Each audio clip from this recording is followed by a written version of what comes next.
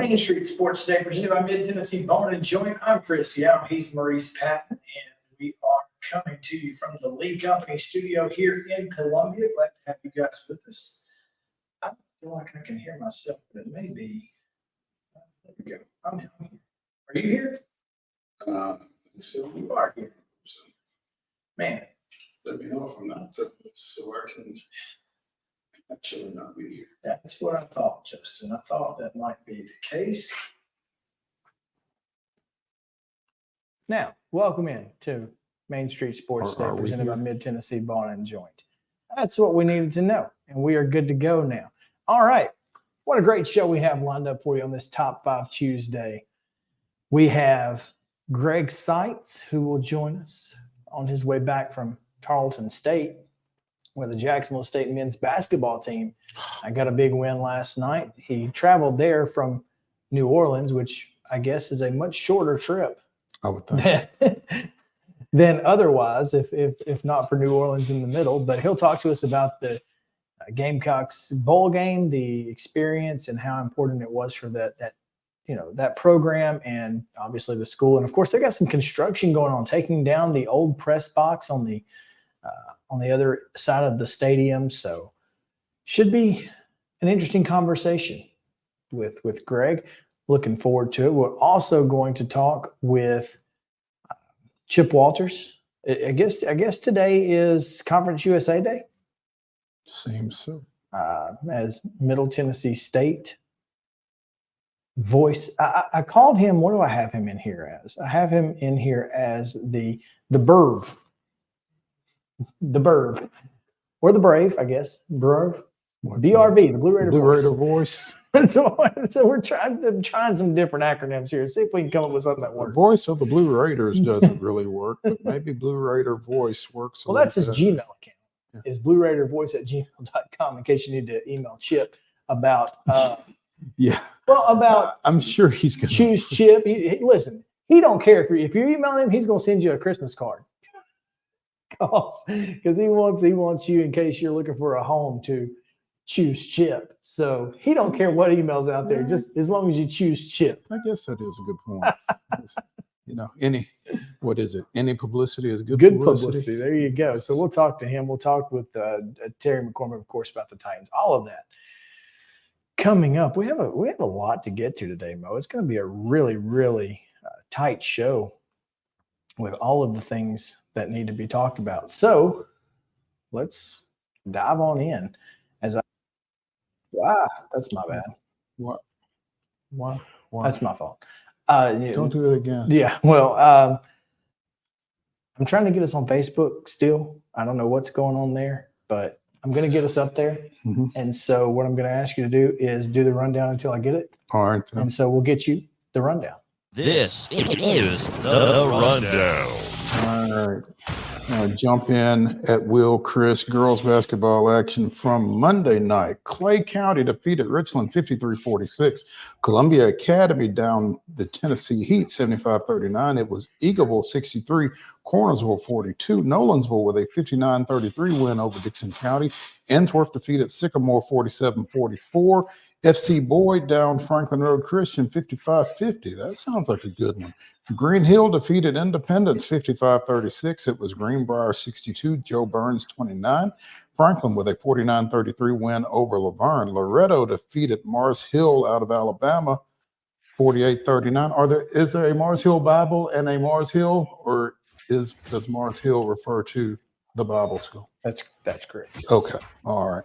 Also down at Loretto, Summertown defeated Deshler, Alabama 67-46. Harpeth Hall 47, Linwood, California 42. It was Mount Pleasant 63, Frank Hughes 25, as Addison Workman scored her 1,000th career point in that one. Congratulations, Mater. Shelbyville with a 43-36 win over Siegel. On the boys' side, Chelsea, Alabama defeated Page 48-42. Richland went on the road, picked up a 58-25 win over Clay County.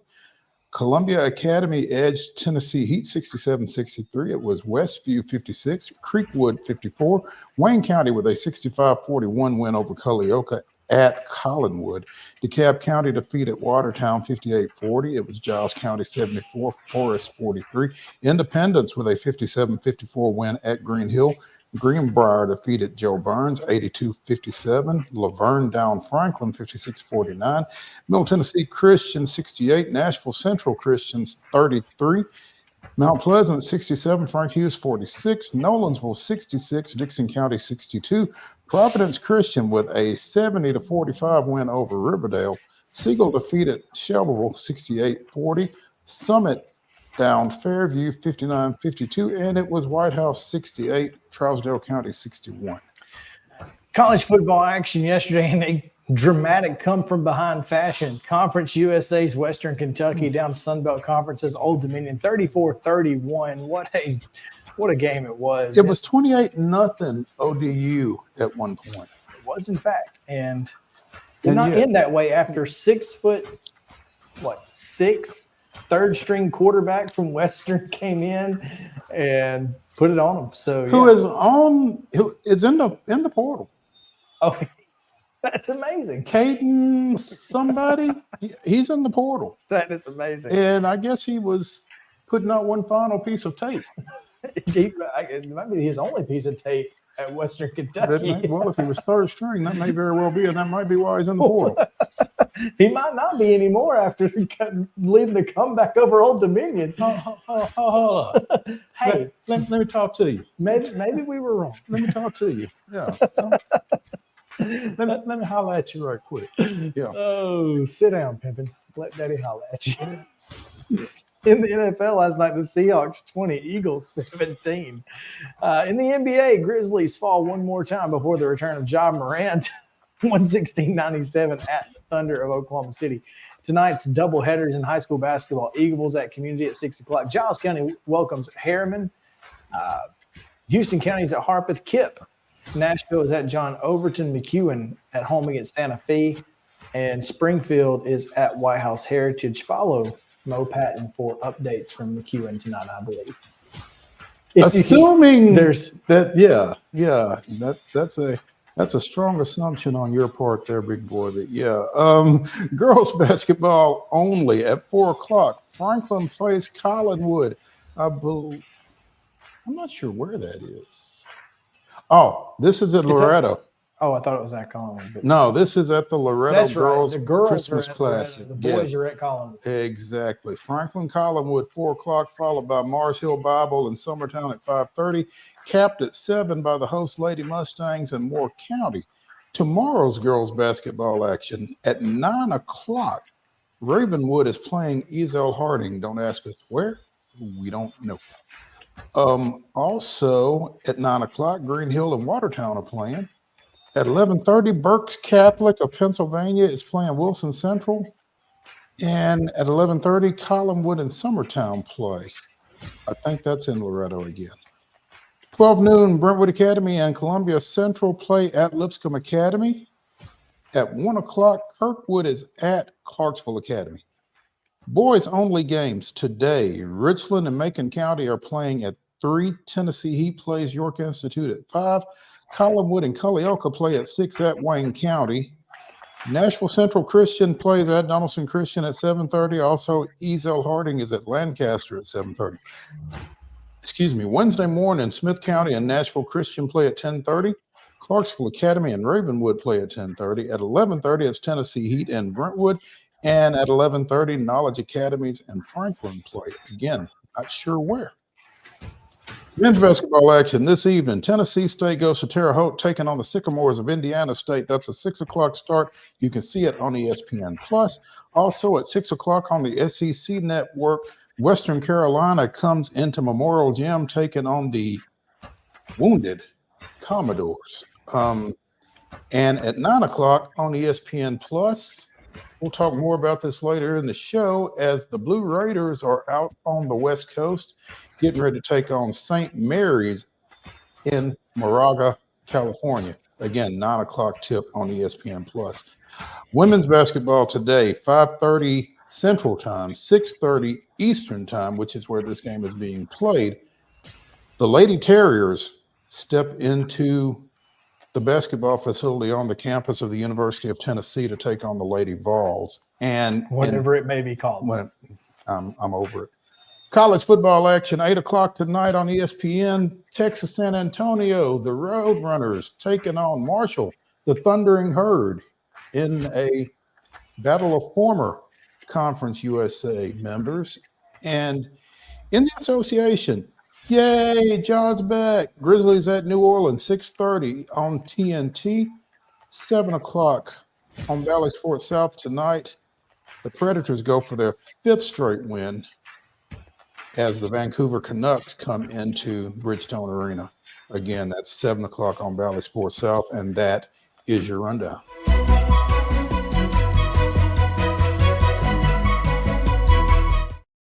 Our top story is brought to you by Piggly Wiggly and Neely's Mill Shopping Center here in Columbia. Make sure to go by. They've got great deli for your lunch or dinner plans. If you don't have them, let them cook for you. It's delicious. You can put together meats, vegetables, cobblers of your choice. It is delicious, I promise. And we'll also check out some fresh hand-cut meats anytime that you're there. Always, always good. Every time I go by there, there's some guy in a white coat putting out fresh meat. Every time. You can't beat that. You cannot beat that. There are very few white coats in grocery stores anymore, and you love to see it when you can. So Neely's Mill Shopping Center, Piggly Wiggly, cost +10 at the register. Proud sponsors of our top story. And today's top story, Mo, is a little somber news. It really is, man, especially this close to Christmas. Excuse me.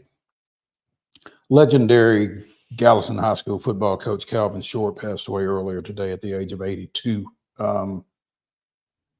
And Coach Short and Gallatin football were legendary. I don't know that there's any better way to say it. When he was at the helm through the 80s and into the 90s, they won 3 state championships, finished second in the state twice, felt like more, won 205 games over a 17-year career at Gallatin. They were class AAA state champions in 78, 89, and 92. And again, it felt like more, maybe because my high school and Gallatin were in the same district. And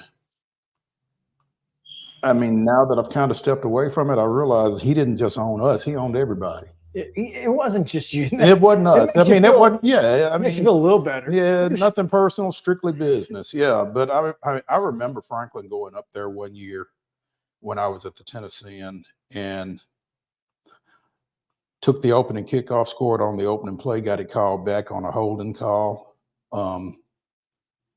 Scored from the 2, was 2 yards deep in the end zone, got it called back on a holding call.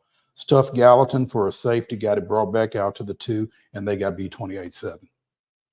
I mean, things happen at Gallatin, man, with Calvin Short on the sideline. But, and, you know, it's not like they needed a lot of help. They didn't get a lot of help. But, you know, they were an outstanding football program under Coach Short.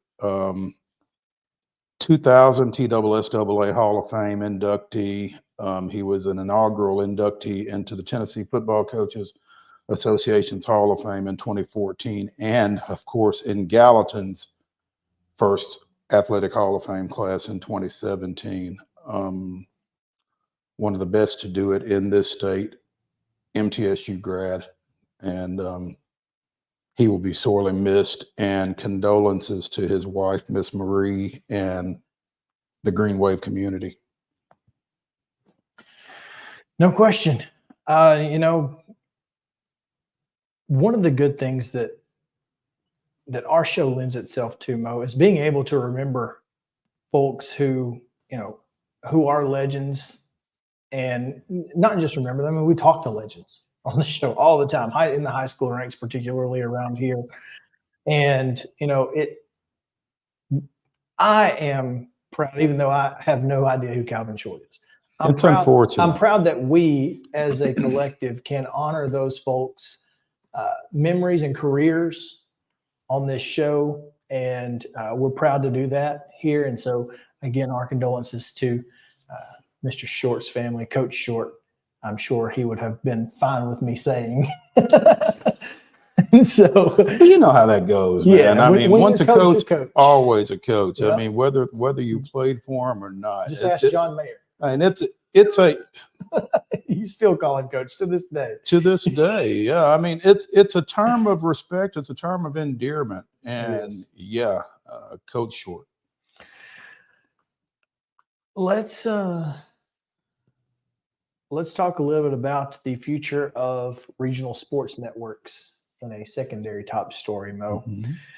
As Front Office Sports is reporting that streaming giant and every husband's worst nightmare this time of year, Amazon.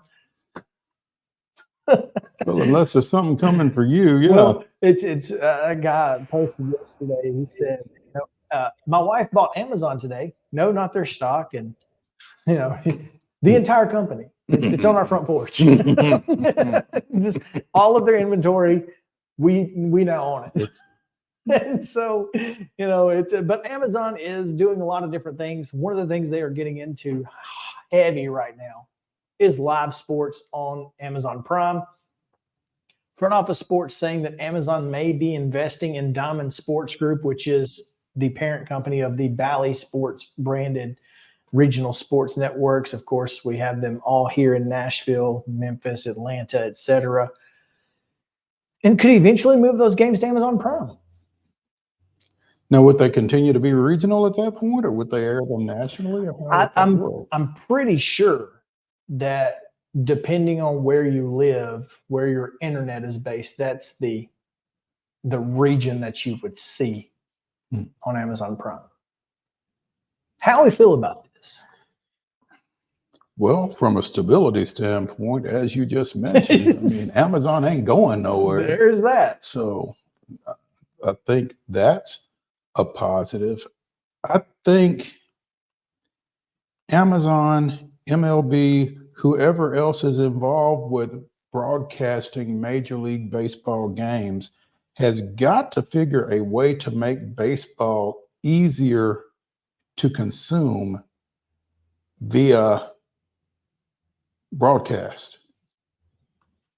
I mean, for you to take my IP address and decide that I'm not interested in the Kansas City Royals or the Colorado Rockies or whatever, and restrict my viewing accordingly is a little ridiculous.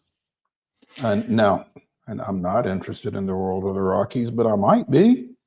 My next door neighbor may be. Well, and that's what the MLB app is for and all of that. But boy, it just costs so much money. It's a little ridiculous. Right. But. And it shouldn't be, well, yeah, you can see that if you want to, but it's going to cost you. Here's what I love. And hopefully there won't be a massive upcharge. I'm sure there will be some sort of upcharge for it. Maybe not. Maybe maybe Amazon Prime just says if you have Amazon Prime and you pay your $14 a month, you just get it. Mm-hmm. Even if it goes up to $20, I'm gonna pay for it. But not having to buy an entire cable package just to watch the Atlanta Braves, I'm in. Because I'm not going to do it. That's just the bottom line. I'm not going to do it. Right. I will. Well, I mean, that's the reason we got the direct stream. Because they were carrying Bally and Hulu was not. Right. And I wasn't going to buy the Bally package. I mean, as much as I wanted to watch the Braves. Well, they weren't on the Bally package. That's the problem. You couldn't just buy the $20 a month Bally.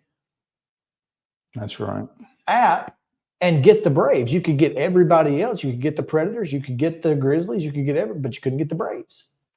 And that's why I didn't buy it. Right. I would have paid $30 for it. But instead, I was, resorting to other measures, whatever those may have been. So, I mean, that's the problem is I'm just, I guess, not a problem. That's exactly why I mean, I think it's a great idea because it helps me. But that's what Major League Baseball has got to figure out, though, because there are plenty of people out there like you who aren't going to pay $75 a month for a streaming package. And you can't continue to alienate those people and then walk around talking about, man, nobody's watching baseball. I don't know why nobody's watching baseball. Well, yeah, you do. Because it's too expensive to buy a cable package that I don't need. I already have Peacock and Paramount Plus and Disney and Hulu, and I don't need a full cable package. All of the things that I want to watch are on those streaming services. And you should be as well. And if you're, I'm not going to pay $75 whole dollars for one channel. Right. I'm not going to do it. But if I'm on Amazon Prime, I think this is the easiest way to reach the most amount of people. Mm-hmm. And most everybody has Amazon Prime. I mean, they just do. And Amazon is smart because the biggest jump in subscriptions that they saw was the first Thursday night game. I mean, people weren't going to miss their Thursday night football. Live sports brings in subscriptions better than anything else because it's the only thing that you can't watch later. And live sports is the hardest thing to watch later. It just is. Mm-hmm. Now, before the internet and before you get notifications on your phone, I mean, I knew 2 plays before every score on Sunday. Yeah. What was going to happen because I keep getting notifications on my phone and I'm like, I keep forgetting to mute it. But if you forget to mute it or something like that, you can't go back and watch it. Who wants, I mean, you know. Well, even if, you know, if you're just following along on Twitter or whatever, just minding your own business even and watching the game, stuff's popping up. And yeah, the delay as it is bothersome, let alone going back and watching it later. That's right. It's just frustrating. So you're not going to do that. Live sports is something that people will tune into, and they have to tune in right then, or it's going to get spoiled some way. Mm-hmm. There's almost nothing you can do outside of completely being unplugged to not find out what the final score is before you watch it. Sure. It just isn't a possibility. So anyway, all right. Well, now that we've fixed Major League Baseball broadcast issues, let's see what Chip Kelly and Will Wade had to say about fixing college sports. We'll do that on the other side of the break. Stick around here on Main Street Sports Day, presented by Mid-Tennessee Bone and Joint. We'll be right back after this.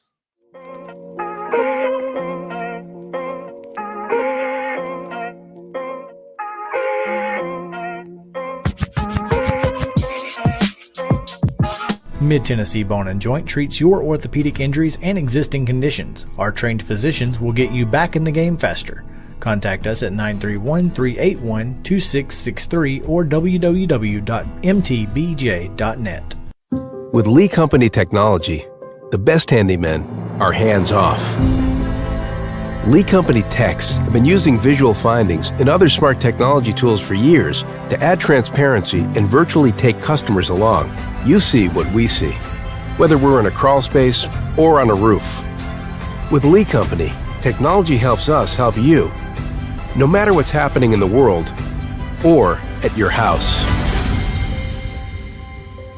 Jones & Lang Sporting Goods here in Columbia has been outfitting teams, officials, and anybody else from T-ball to college for 50 plus years. Be sure and check them out at 931-388-8060 or online at jonesandlang.com. Jones & Lang Sporting Goods, the look of a winner. Zion Christian Academy, zioneagles.org or 931-388-5731. You can schedule your appointment. Go tour their campus. It is beautiful over there, and you're definitely going to want to see it. Again, it's zioneagles.org. Give them a call, 931-388-5731, and schedule your tour today. Custom Stone Handler supplies over 600 distributors and suppliers with quality stone products. Along with River Stone, we produce and distribute over 100 building, landscape, and other bulk products. Our goal is to provide quality products, service, and partnerships to ensure our customers' success. We firmly believe that the measure of any person or company is how they treat other people and customers. Give them a call at 931-490-4990 or visit CustomStonehandlers.com. A game without a crowd is just a scrimmage. A performance without an audience is just a rehearsal. Without your presence, high school sports and the performing arts aren't possible. Ensure that these essential extracurricular activities continue to enrich the lives of students in Tennessee. Purchase a ticket to your local high school's game or performance. This message presented by the TSSAA. Mid-Tennessee Bone and Joint has been the official sports medicine provider for Murray County Schools for more than 40 years. We specialize in orthopedic service, and our Ortho Quick Walk-In Clinic lets you bypass the ER. Visit us online at www.mtbj.net.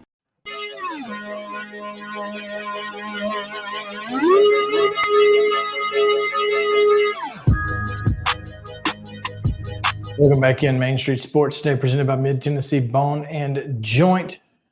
Like I said, we're going to talk a little bit about fixing college sports. I don't really have a whole lot of ideas, but Chip Kelly and Will Wade do.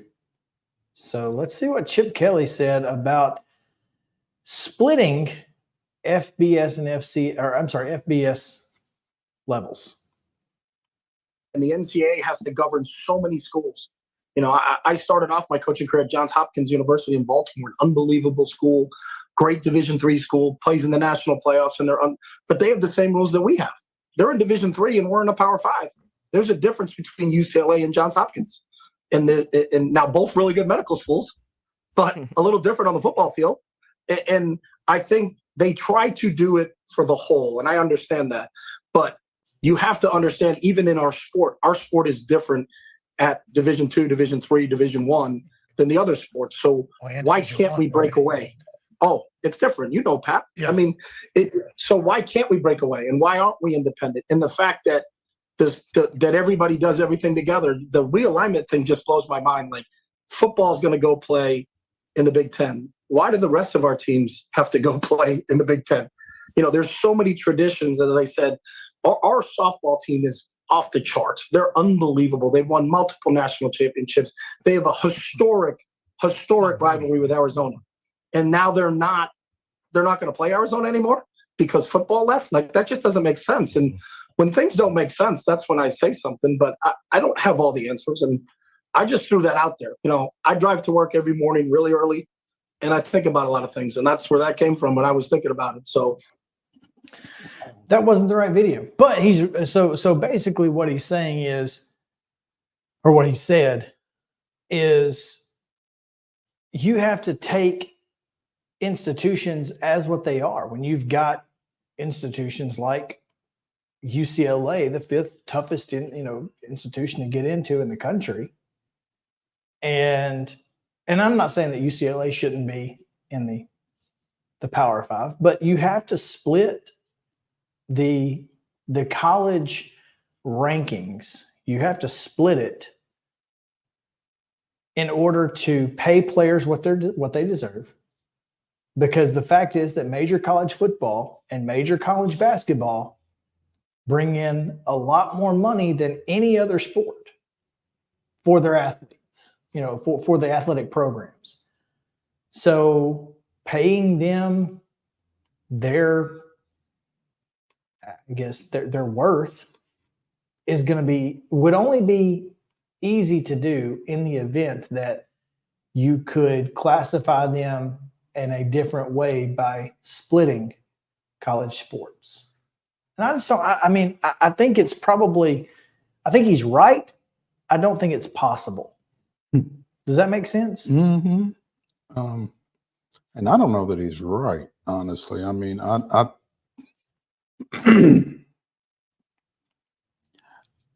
first of all, I don't like the idea of a school having different programs in different tiers, I guess, for lack of a better phrase. I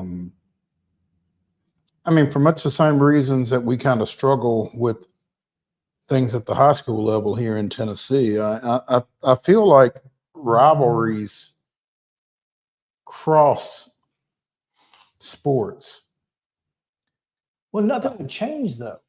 I mean, rivalry-wise, as far as I don't think.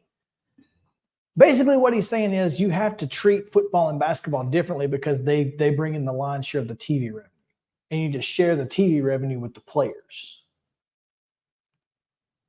And you wouldn't do that for necessarily baseball and softball, which I mean, those two would probably bring in a little bit, but you're certainly not going to do it for lacrosse or volleyball or whatever, because it's not bringing in the money.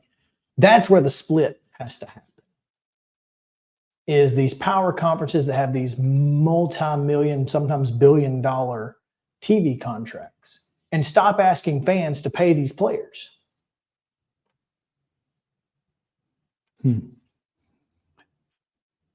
I mean, it's a paradigm shift, and I'm not sure that I'm able to wrap my head around it, to be honest. So I don't know. It's going to be an interesting move forward, because obviously there's litigation in California right now that could change everything. It could change how college athletes are viewed by the government. And if they're employees, everything changes. And at that point, college sports is a whole other ballgame. And I'm not sure how that's going to work. Because, again, if they're employees, how do you pay football players and volleyball players equally or equitably? You know? You're going to get into the same situation that the women's national team and the WNBA have been dealing with. Yep, and you are a Title IX suit waiting to happen. Well, if they're employees, is Title IX does it even matter anymore? If they're employees of an institution and you're employing some people and you're not employing other people for basically doing the same thing, I don't know how that works. That's the thing. I mean, are you going to pay, your 5-star quarterback the same that you're paying the 3rd string long snapper? Because I know they're not doing the same job, but they're at the same level in the company, basically. I mean, are there tiers to this? I'm more concerned. Does your pay change if you get demoted to quarterback? I'm more concerned with the 3rd string quarterback and the starting hooker on the rugby team or whatever. I mean, I don't know how you justify making some athletes in some sports employees of the university and other athletes in other sports not. I'm just not sure from a legal basis, from an ethical. I don't think that's the case. I don't think that's what's happening. What I'm saying is, if football is the same job, volleyball is a different job in the company. So football is quality control. Volleyball is the janitor. It's the first thing that came to my mind. But there's just different jobs in a company, right? You've got 2 different jobs. They don't get paid the same in a corporation. So that would be okay as long as all of the volleyball players are getting paid the same and all the football players are getting paid the same, right? Theoretically, yeah. So, and volleyball may make less than football. I don't know. But even still, I don't think you can do that. There's no way. And if you do, their Pell Grants are gone. Do they get scholarship money? That's a good question. We're going to pay for your education and we're going to pay you, the school. Does the scholarship money come out of your pay? Is it automatically docked like health care? Do you have to go with whatever health care they have? There's too much that goes into this. This is an insane depth conversation that there are going to be so many unintended consequences of this thing. That's a big thing. I think there's going to be a lot of, oh, really? We didn't know. We didn't think about that. That's going to be an overused phrase. It's going to be the new fluid situation. Yeah. So anyway, let's go to Will Wade. Yeah, let's. He's got some things to say. And I got some things to say about what he had to say. There's a strong legal argument that these kids should not lose eligibility. And it goes to court, the kids will not lose eligibility. I've been, you never know anything for 100% sure. But this thing, December 27th, the NCAA is toast anyway. They're going to get beat again on the 27th. So it's a moot point. They're getting beat again. And they'll get beat again after that, and they'll get beat again after that. However, legally, a lot of what the NCAA does is just flat illegal. I've learned that through all my stuff, through all this stuff. Like it doesn't. There's a reason they're trying to get antitrust exemption from Congress.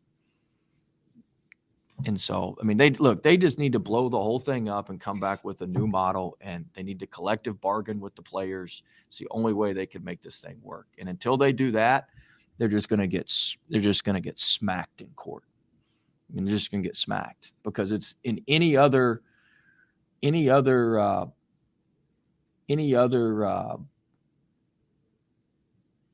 line of work, what they do is totally illegal. And so, I mean, they're just going to get smacked in court. It's really by the players and parents and stuff more than it is the schools. But I do think the schools are now realizing, look, it's the organization's got some real flaws to it. And hey, you can do whatever you want, but if it comes back and we win, we can punish you. The fact that got overturned, they're toast. Their initial eligibility requirements are now out the window. Like all the initial eligibility stuff, if the restitution's out, you can just play whoever you want, which is what you should be able to do anyway. This is how it's screwed up there. They're the only organization in the world that you have initial eligibility standards, right? You've got to meet the initial eligibility standards. So they're going to tell you who your school can take. You can only take the people that meet their initial eligibility standards to play sports. And then they're going to hold you accountable through the APR for who they tell you to take. Either let everybody take whoever they want and then hold them accountable for the APR, or give them initial eligibility standards and don't worry about the APR. You can't do both. You can't tell them who to take, then hold them accountable for who you tell them to take. Stupid. The whole thing's stupid. And it's all none of it lines up linear. It's all just, think about that. They tell you who to take, then they hold you accountable for who they tell you who to take. What other job can do that? You can hire who you want to work on sound off, right? And then you're held accountable for who you hire. You don't get held accountable for what your boss tells you to hire. Your boss gets held accountable. It's stupid. The whole thing's stupid, and people are starting to figure that out. Okay. Well, one thing that doesn't matter is in 23-24, there are no eligibility requirements anymore. Transfers can play. It's really frustrating to listen to Will Wade go on about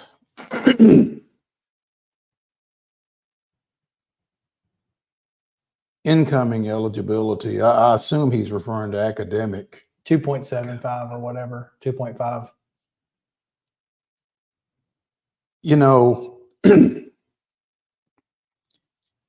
The way this thing is currently constructed, these are institutions of higher learning, first and foremost. Now, whatever the business structure is, it is what it is. But these kids are supposed to be bettering themselves academically, educationally, in addition to playing whatever sport it is that they're playing. So they have minimum standards that they have to reach academically. And the APR, they have to be making reasonable progress toward a degree. And he's saying that if you're going to tell us who we can take, then let us take who we can take and then leave it alone. Now, speaking of unintended consequences, I think this is an entirely intended consequence, because if we're bringing kids in and then we're not monitoring their academic progress, they're not going to be making academic progress. Many of them will not. Absolutely. And in 4 years, they will have 6 credit hours that they took a PE. Yeah. Some of them. Yeah. There are some places that you can still be enrolled with, 3 credit hours.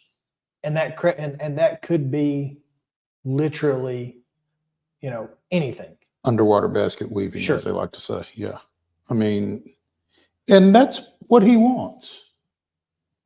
Help me win some ball games, and then whatever happens, happens to you. But help me win some ball games. But I don't know that he necessarily is wrong with criticizing the NCAA in that. I think that should be an institution's job, not the NCAA's job. Okay. Does that make sense? No. Because what happens when the institution doesn't do it? Well, then that's on the institution. They're the ones who have paid this. They're the ones who are on the hook for it. I mean, I don't know why the NCAA needs to be, which, I mean, at every level of athletics, when there's education involved, whether it's high school or college, there's a minimum eligibility standard.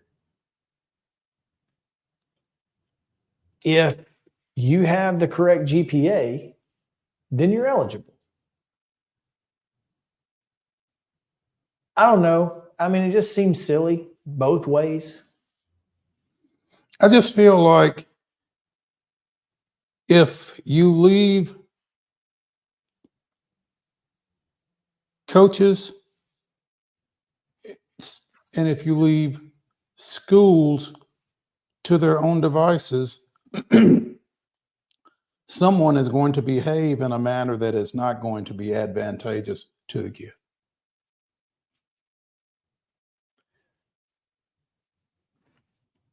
And so, And the kid ultimately is the one that gets screwed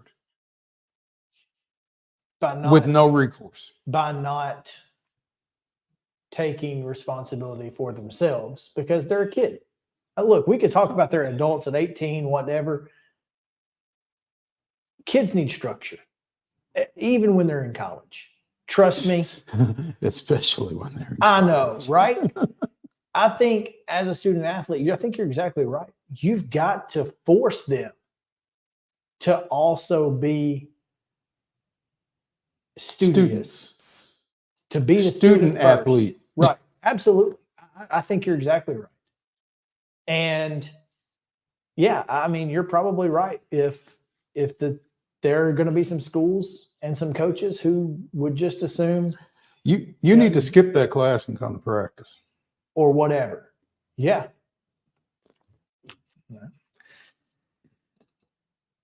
Will has comments. Let's take a break. When we come back, Greg SEITZ joins us. Speaking of student athletes and whatnot, the athletics director of Jacksonville State will be with us right after this on Main Street Sports Today. Y'all stick around.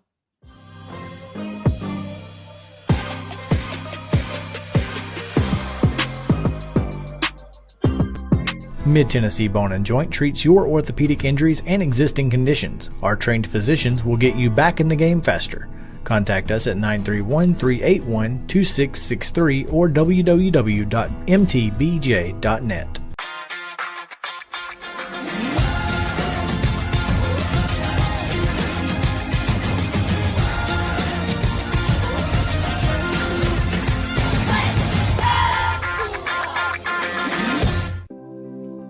Custom Stone Handler supplies over 600 distributors and suppliers with quality stone products. Along with River Stone, we produce and distribute over 100 building, landscape, and other bulk products.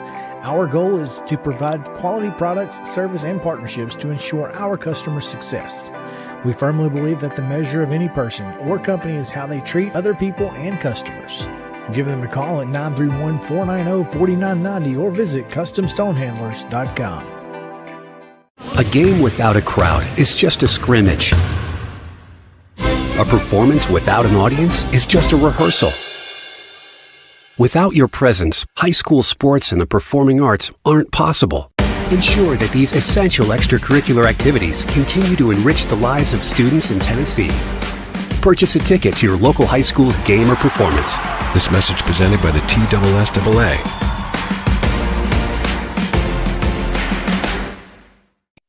With Lee Company technology, the best handymen are hands-off. Lee Company techs have been using visual findings and other smart technology tools for years to add transparency and virtually take customers along. You see what we see, whether we're in a crawl space or on a roof.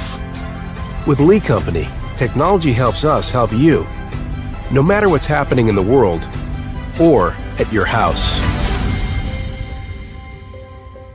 Piggly Wiggly, located in Neely's Mill Shopping Center, is Columbia's locally owned and operated Cost Plus 10 grocery store dedicated to serving the community with low prices and smiling faces.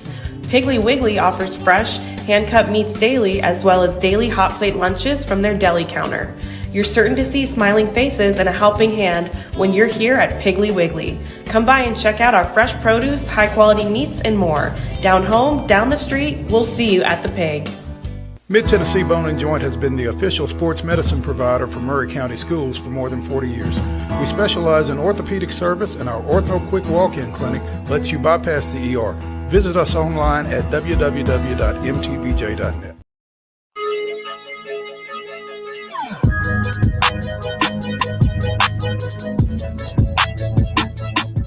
Welcome back in Main Street Sports Today, presented by Mid-Tennessee Bone and Joint. Chris Young, Mo Patton here on this Top 5 Tuesday, Top 5 Worst Christmas Songs. We've had our fill of Christmas music to this point. We're going to tell you what 5 songs we hope we never hear again.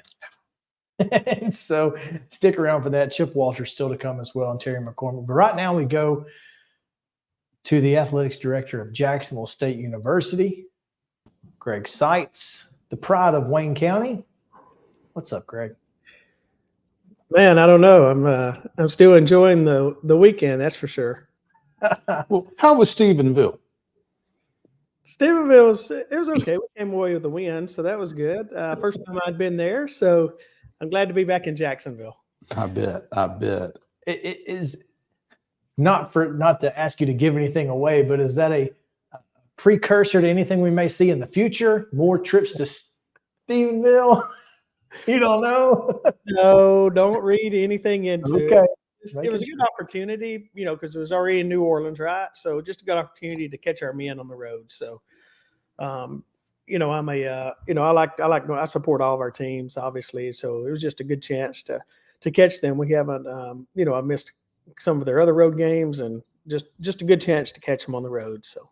Yeah, and like you said, you were in New Orleans, and you were in a festive mood as you left New Orleans. It was probably a little easier trip to take than it would have been had things gone the other way in New Orleans, as they were for so long during the course of that game. Oh, yeah. I tell you, Mo, I'm not sure I can ever remember, being on the side where you win a football game by giving up 3 defensive touchdowns. Jeez. I mean, that's just unheard of, and I'm sure Chris was on pins and needles, just like I was too. It was, thank goodness our freshman kicker, walk-on kicker, came out and hit that 27-yard field goal in overtime to give us our first bowl win. Which I'm not sure we could have scripted it any better.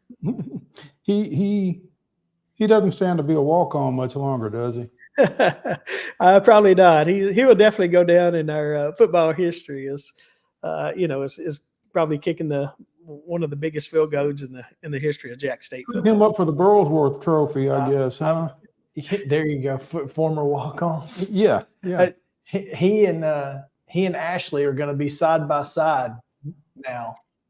The first ever female kicker to score in an NCAA game, and the kid who gave us a bowl win. Yeah. Those are the two biggest kicks in Jack State history right there.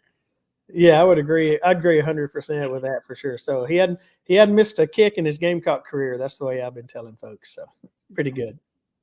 Oh man. Well, obviously being in a bowl game, not knowing that we were going to get into a bowl game for so long, and then finally getting the New Orleans Bowl invite, playing against Louisiana,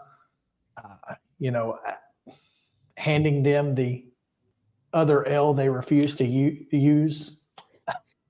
But how big is that for this program in year one? I mean, you see a recruiting bump from that because kids want to play where they're going to be successful. And so how big was this for our program? I'm not sure we'll look at this, a few, whether it's months or years down the road and just see how big it is. But, obviously our first year in FBS, I was like, man, if we can just have a winning record, that'd be outstanding, I think. But you know what, this bunch, they deserve to be in a bowl. I mean, they played. I know you followed us all year, and you guys both had a chance to see us up in Murfreesboro at Middle Tennessee. And I'll tell you, that second half up there was, we were clicking on all cylinders and just came off the win at Sam Houston. And, I think when you hire a veteran coach like Rich Rod, who's been there, done that, the expectations, are vastly different than what we were used to. But, everybody bought in from the, beyond the team. The community, the university, the students, the alumni, everybody bought in. So, I told him, I said, Coach, we were just talking a couple of minutes ago. I said, man, you set the expectations really high, but and Chris, you know us, and Mo, I know we're just getting back into playing you guys, but it's, we've had a lot of great history and tradition at Jacksonville State, and this is just another step in the FBS world for us. When we do look back, just kind of take it all in that a bowl win and a bowl game in and of itself. I talked with Chase Robinson this morning as he was filling in for Mike, and he mentioned how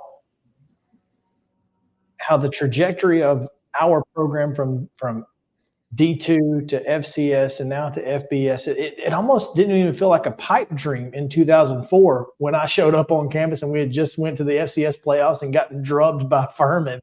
It felt like FBS wasn't even in the realm of possibility. And so to see it, 20 years later, it just feels like Jacksonville State has become one of those programs that belongs wherever it is, no matter whether it's D2, FCS, or FBS. Yeah, I think you make a great point, Chris. We've won everywhere we've been, right? Every division we've won. All the way back from our NAIA days till we made the move to Division II, and then up to FCS. It took us a little longer once we made that transition from Division II, coming off the national championship in '92, until quite honestly, till about 2003 when we joined the OVC and we won back-to-back championships there. From that point forward, it's been incredible. But yeah, I think you're right. I think now though, when the investments of schools, like Jacksonville State and James Madison, who, also had an outstanding year. I think it just goes to show you when you put the investment into football, that you can be successful. And, the margin, is really small, between, some of the other group of 5 schools. And I think we were able to come in. And I think by winning that first game against UTEP, it just gave our kids confidence right off the bat. People were like, hey, we can play at this level. And, and here we are, we end up with 9 wins in our first year. And we were 9-2 last year and 9-4 this year. So I think it's just a testament to, what Coach Rich Rod and his staff has been able to do. And to your point, I feel like that, I think we've got about 18, 19 NLIs out tomorrow. So we'll see how many of those come in. But Rich Rod, he's recruiting nationally, so it's not really anymore in the Southeast. I mean, we got a commitment from a quarterback in Miami that's, highly rated, and a lot of highly rated recruits. And I think tomorrow, once we get those announced, that you'll see it's not. And even when you look at our roster, Chris, I mean, it's no longer in the state of Alabama and the Panhandle of Florida and in little of Georgia. I mean, we're national now, and obviously playing all those games on television here, we ended up with 9 games on national television all year, which is pretty incredible when you count the bowl game on ESPN. You have to give the hats off to Conference USA for kind of thinking outside the box and let's play in those midweek games. From our standpoint and vantage point, I thought it was a huge success. Greg SEITZ, athletics director at Jacksonville State University and Waynesboro, Tennessee native, joining us here on Main Street Sports Today, presented by Mid-Tennessee Bone and Joint. I remembered. Greg, when you said a second ago, we've won everywhere we've been, and that's something that kind of resonated with me as you recount y'all's journey in AIA, D2, 1AA/FCS, and now FBS. Doesn't that speak to some degree, and I'm not asking you to break your arm patting yourself on the back necessarily, but that has to speak to some degree to the leadership at Jacksonville State University from a standpoint of knowing when you guys were ready and having everything in place to be ready to take that step and being able to do so successfully. Yeah, and I appreciate it. And I'm in my 31st year at Jacksonville State, so I've seen some pretty bad days through the early years from the Division II to FCS. I mean, we had in '97. I mean, we were 1-10 and stuff. But I tell you what, I think that helped me. I became the full-time ED in 2015. I think what helped me is being there during that transition and saying, okay, what can we do better this time? And so, I think that was very helpful, but it certainly starts with our board of trustees who, are very, very supportive. And then our President Killingsworth, and, myself, I feel like we're all pulling in the exact same direction. And so, I'm not going to come and ask for things that, that are unattainable. I mean, we try and prioritize as a department wise of, hey, what can we do to get better? And, they've always been great. When we come up, we're getting ready to open a new 52,000 square foot football operations building in the end zone. Hopefully you'll be able to come down and see that next year. And when we finish all of our construction, I mean, we're going to end up with 51 suites. So we have a great vision, I feel like, but also our board trustees and stuff, when we come to them with a plan, we also have a plan from the administration side in the department saying, hey, here's how we can help fund this. And this will make us better. So I appreciate you, bringing that up, because it truly is. I mean, it starts at the top with our board of trustees and with our president, being so supportive as well. And I think it's an advantage for me too. Like I say, I've been here 31 years. So, I've got a great relationship with all of those folks. And, so when I come to them with an idea of, we kind of think outside the box. If you look at our stadium, I mean, it's a multi-purpose facility, right? So we've got a beautiful stadium, but the first 4 floors, we have 393 dorm beds.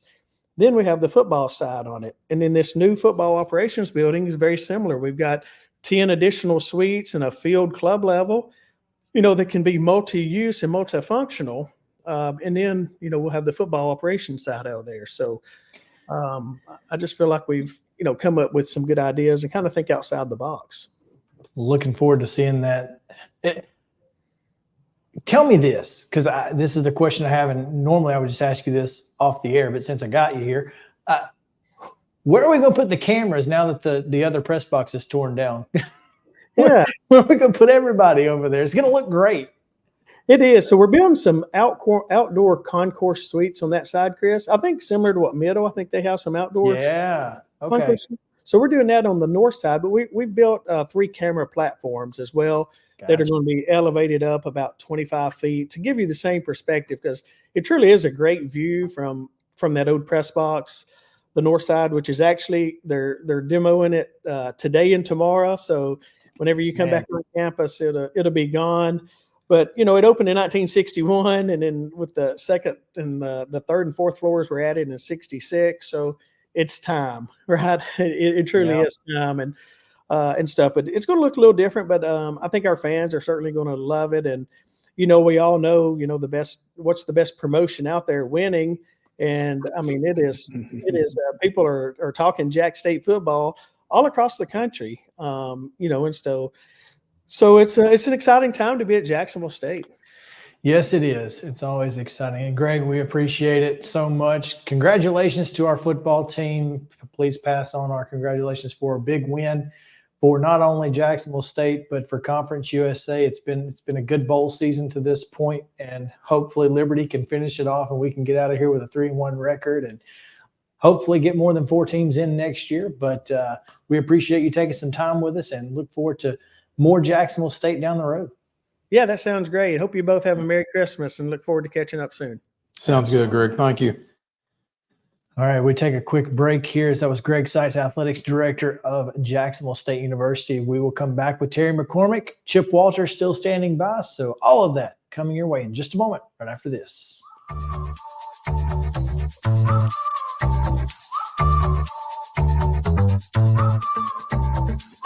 He shoots, and he scores!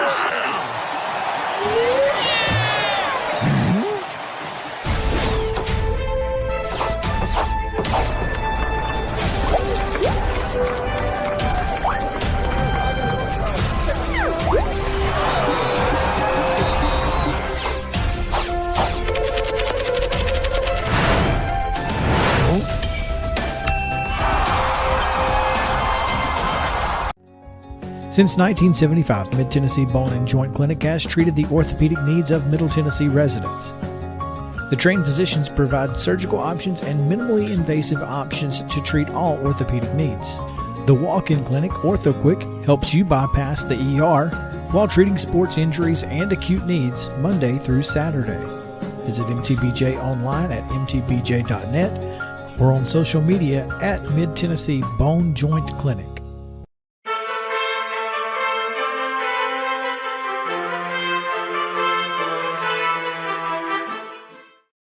Hey, welcome back in. Time now for our daily Titans update from Terry McCormick. Terry, what have you got for us? Well, guys, a day off for the Titans. You may have seen it after my segment yesterday, but Tier Tart claimed off waivers by the Houston Texans. And that's interesting because the Titans and Texans have a rematch on New Year's Eve. So Tier Tart going to get a little bit of chance at revenge against his former team. So we'll see, what his attitude and his take on the whole thing is when he gets a chance to play against the Titans. Because that's what the Texans needed, more help on the defensive line. Yeah, no kidding. I mean, Tart, that's his forte. That's what he does, is stop the run. And, I think he had something like 6 tackles for loss this year among his 21 tackles. So, certainly when motivated and when he has the right attitude, he can be an impact player. And I think I can't imagine him being much more motivated than he will be to take on the Titans when they come down to Houston in 2 weeks. Yeah, and he will have a unique feel for the abilities of this offensive line that he'll be going against as well, I would guess. Yes, or maybe inabilities, as the term may be. I tell you what, you think about it, that is a nightmare matchup because you're talking about a guy who's a big load in Tier Tart going against an undersized center in Aaron Brewer and a guard in Peter Skoronski, who is no doubt coming off the worst game he's had since he's been with the Titans, and that came courtesy of the Texans and what they already had. So not trying to skip ahead and minimize this week's game against the Seahawks, but certainly something worth watching for in a couple of weeks. Speaking of the Seahawks, it's interesting. Because you're talking about a team that desperately needed to win and knocked off the Eagles last night. And now they come to Nashville trying to keep their playoff hopes alive. And it'll be interesting to see if it's Drew Lock again or if Geno Smith is healthy enough to go. Likewise, it's going to be interesting to see what the Titans do. If it's going to be Will Levis healthy enough to go, I'm not looking for that to happen. I'm guessing it's probably going to be Ryan Tannehill back at the controls of the offense. And this will be an opportunity for him to put something maybe good on tape as he heads out the door and looks for his next role? Well, if the Seahawks become familiar with the stat that the Titans are 18-45 against backup quarterbacks over the last 13 years, including what happened last week, then yeah, you probably leave Drew Lock in there. I mean, he led those guys to a game. He led those guys to a game-winning touchdown drive with what 23 seconds left. I mean, and he just something like that. And dropped a dime for the game winner. I mean, I didn't expect it, but I mean, the thing with the Titans and backup quarterbacks, I don't have an explanation for how that happens. I mean, I honestly don't. Do you guys have any explanation as to why that could happen? Why this team is so bad when a quarterback change is made and either mid-game a guy comes in like Gardner Minshew did in the first Colts game up in Indianapolis when they seemingly had things under control against Anthony Richardson, the starter, or when it's just a guy who hadn't thrown a pass in 2 years and Case Keenum comes up and just mops the floor with you. I don't understand that. I can tell you, and it's simple. And this is not a Mike Vrabel thing. This goes all the way back to the late 90s. I remember once they lost a game in which Craig Krenzel was under center for the Bears. It's the same exact reason that Tennessee is going to give up 3rd and 12 plus against Florida every single time. Someone, somewhere is getting karma'd. It's just simple. There's no other explanation. Tell me how it transcends coaches. It transcends players. It's the most insane thing I've ever seen in my life. But 3rd and 12 against Florida, Tennessee's going to give it up. Titans are going to lose to backup quarterbacks. That's just the way it is. I don't understand. It's just someone did something, and now we're dealing with karma. That's the only explanation. I mean, it makes as much sense as anything else, I guess. I don't know. It's wild. So it's an off day today, huh, Terry? It is an off day today. They'll be back at it tomorrow, and obviously we'll get our first look to see what's going on at the quarterback position, whether it's Will Levis. I don't look for him to be out there, especially just 3 days after suffering that ankle injury. My guess is it'll be Ryan Tannehill with Malik Willis as the number 2. Now, there is a school of thought that some people have put out there about this. Do you put Malik Willis out there and just see what you have, see if he can be a competent backup, and in a way protect Ryan Tannehill, knowing he's going into free agency and telling him, thanks for all you've done. We're not gonna risk you any further. Either makes sense, but I mean, I would play Malik Willis because if anybody, I know he's not a great passer. I get that he's not great, but he's the one player on the team who might not die back there because he can at least escape pressure to maybe he just gets tripped up instead of folded. That's all I'm saying. Well, I mean, it's a tough concept to argue with. It really is. I mean, maybe he is the only quarterback on the roster that can survive that offensive line. I say we just go straight Wildcat and be done with it. There's something to be said for that too. There absolutely is. Terry, tell us about Zen Sports. The new sports betting app exclusively in Tennessee the last few months, and I'm excited to share with you some big news. Now, when you sign up for a Zen Sports account, you will receive up to a $1,000 no-danger first wager. That's right. When you place your first bet in Zen Sports with up to plus 500 odds, you can be reimbursed for the amount of your bet up to a $1,000 maximum within 24 hours if the bet loses. And there's more good news. Zen Sports is rolling out its brand new VIP rewards program. This new VIP rewards program will allow top-tier customers to earn more bonuses, comps, and perks. The VIP program is by invite only, so if you feel your Zen Sports play qualifies for VIP consideration, please check out the program details and apply at zensports.com/VIP. No other sportsbook will offer you a premier sports betting experience with 24/7 top-tier customer support and faster withdrawals than Zen Sports. So what are you waiting for? Get going and download their app at zensports.com today. Zen Sports, betting just got better. Gambling problem? Call 1-800-889-9789. Terms and conditions apply. Must be 21 and older and in Tennessee to bet.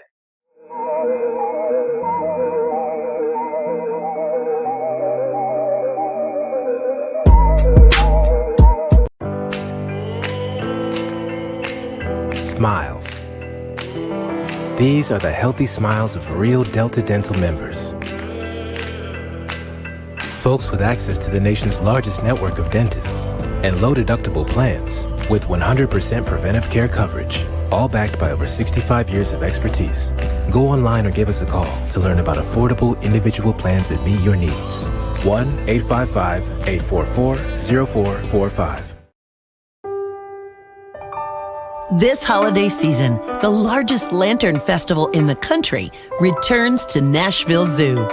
Witness more than 1,000 handcrafted Chinese lanterns featuring brand new designs, including towering mythical beasts, a life-sized Santa's workshop, and a 100-foot-long dragon. Welcome back to Zoolumination at Nashville Zoo. Bigger, brighter, and better than ever.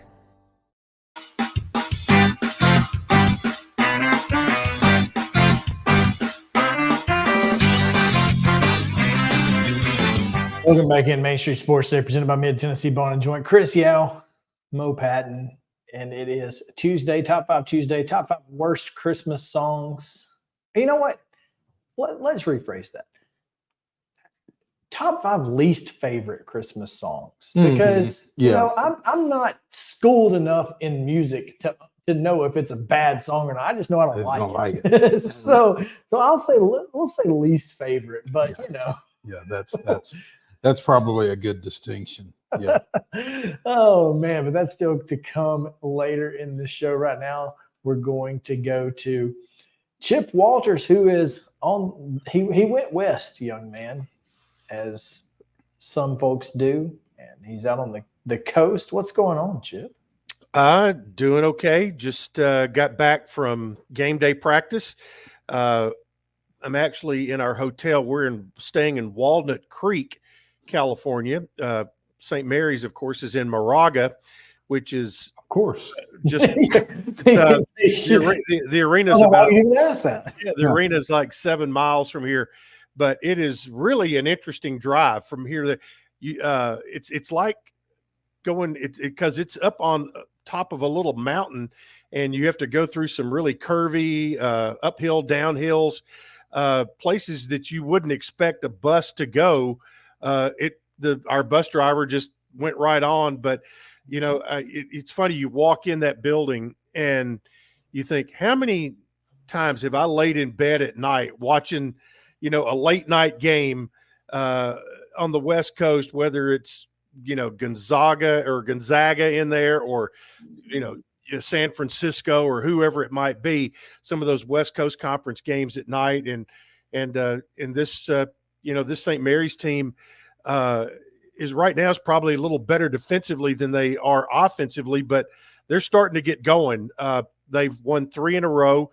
They're 6-5, Middle's 5-6. So, you know, Blue Raiders, you know, coming off a loss to Belmont and have had 10 days to try to work, you know, get better and work some things out, and realize that Cam Weston's not going to be walking up that ramp tonight. And so they'll have their hands full tonight against a St. Mary's team that has won 3 in a row, including giving Colorado State their first loss and also coming off a double overtime win against UNLV.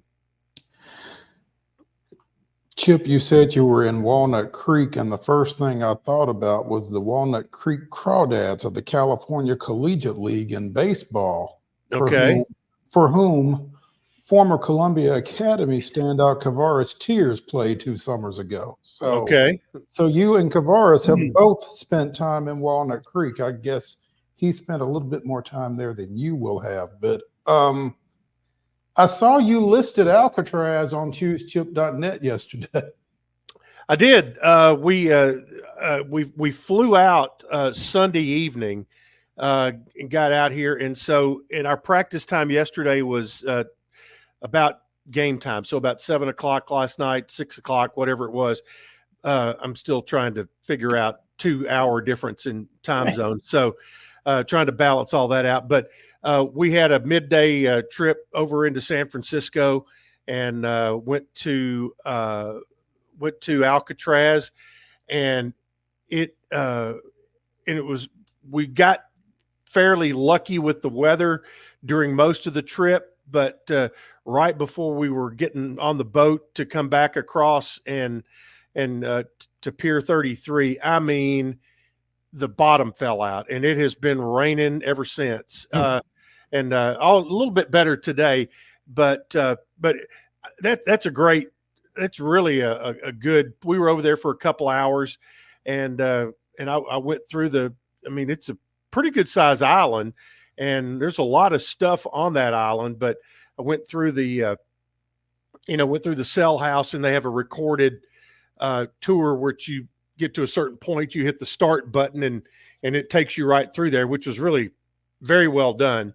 But there were times when I hit pause and I was looking out there at the lighthouse, and I'm thinking, that's where Sean Connery and Nicolas Cage were kind of juggling the stuff that you didn't want to get on you, in the movie. But a lot of the stuff that you saw in the movie, The Rock is right there, and I was asking some of the guys coming back yesterday. I said, what do you think the worst part would be? And they would kind of give me their ideas, and I told them, I said, I think the worst part, other than obviously being in prison, would be that you walk out in the prison yard and you look and you can see San Francisco right there, but you can't get to it.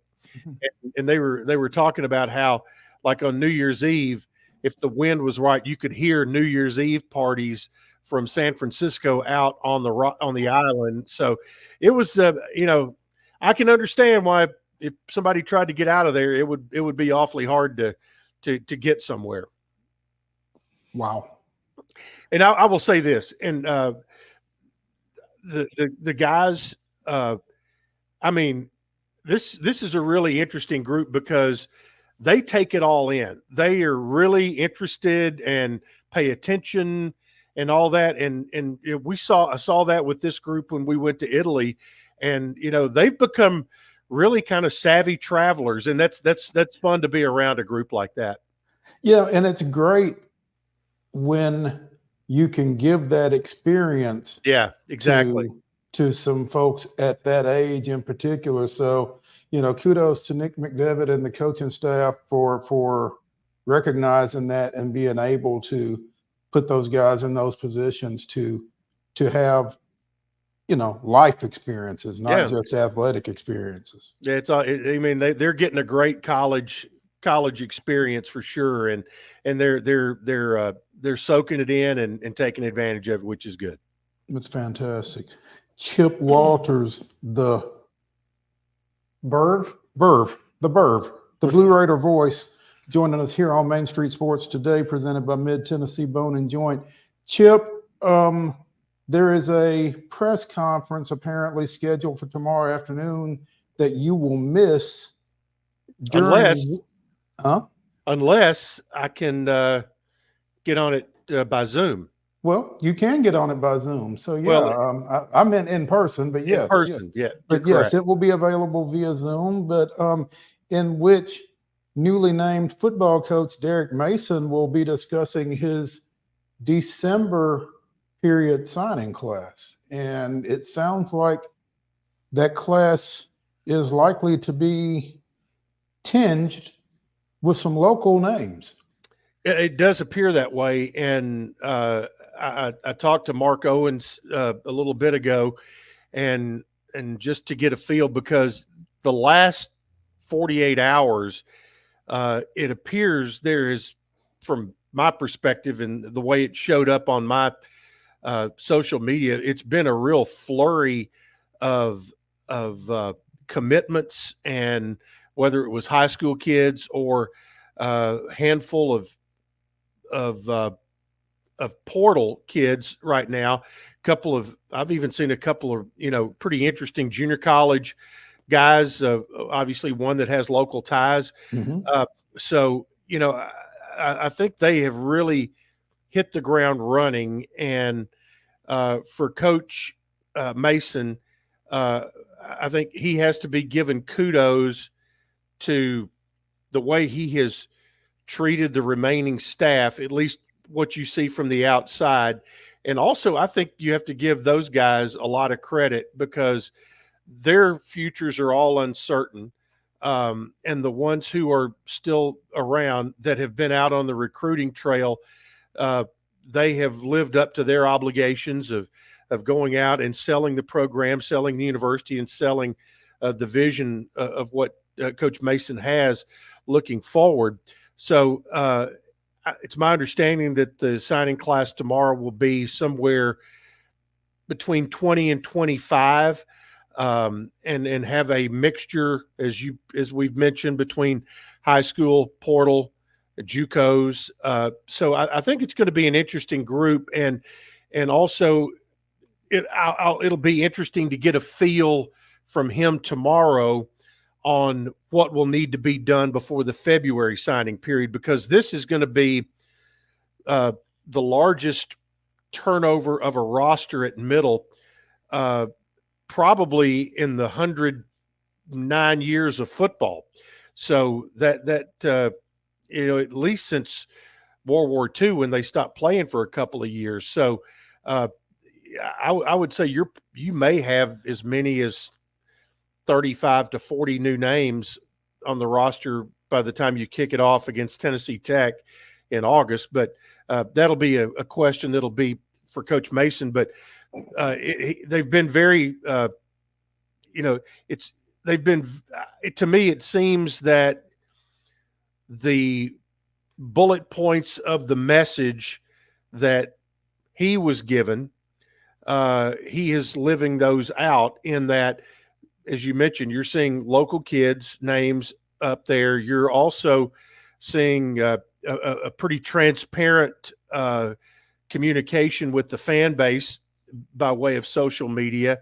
And so it's I think, sometimes there's tone deafness in all of athletics, but I think that in this case, I think the message has been pretty clear, and so far it's been an exciting message to hear back from him.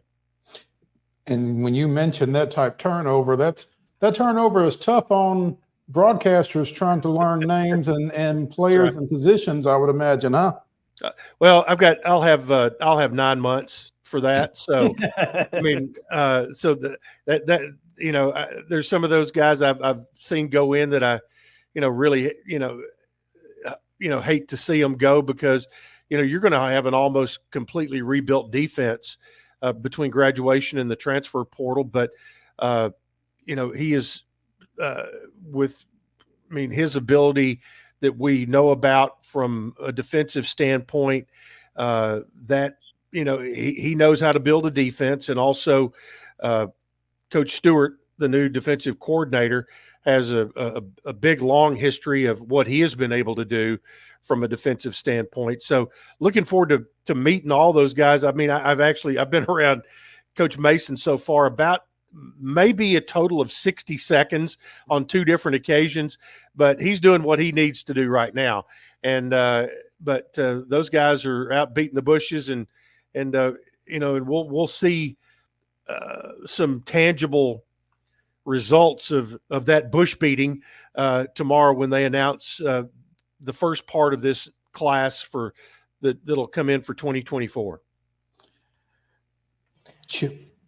Oh, I was just going to say, yeah, and one of the best things about this class is, you're seeing a lot of the recruiting going on, not only from Coach Mason, but boy, has he put together a staff.